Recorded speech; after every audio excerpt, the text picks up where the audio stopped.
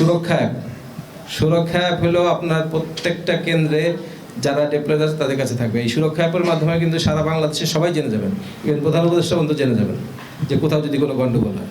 So গণ্ডগোলের ঘটনাটা তৎক্ষণাৎ অজানা কারো কাছে থাকবে না। তো এটাই তো সবচেয়ে ইম্পর্টেন্ট। আমরা অনেক সময় জানি না যে কোথায় গণ্ডগোল হচ্ছে, পরে আমরা শুনলাম।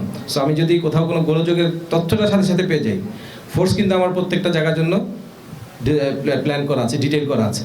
এবং আমি যে বললাম, যেটা বললাম, যে যেখানে কোস্টগার্ড আছে আপনি দেখবেন যে কোস্টগার্ড একদম কেন্দ্রে বসে আছে, ঠিক আছে?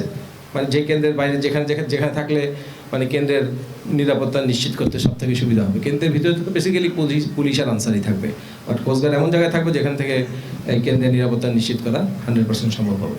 যে সমস্ত এলাকায় কোস্টগার্ড, সেটা যেই চরেই হোক, ঢাল চর বলেন, কলাতলি বলেন, আরও কি যেন চর কুকরি বলেন, প্রত্যেকটা জায়গায় কোস্টগার্ডের লোক কেন্দ্রের পাশে থাকবে। সো এটা মানে চিন্তা করার কোনো সুযোগ নেই যে বাহিনী থাকবে না। সো যেখানে লোক আছে, যেখানে কেন্দ্র আছে, সেখানে আমাদের লোকজন থাকবে।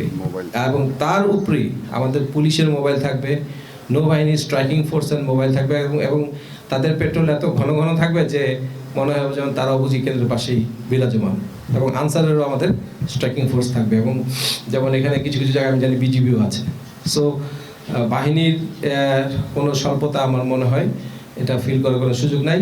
এবং আমরা যেভাবে প্রতিটা পাড়া মহল্লায় ঘুরে বেড়াচ্ছি, এরকম আশঙ্কা কিন্তু জনগণের ভিতরে কোনো আশঙ্কা আছে বলে আমার মনে হয় না।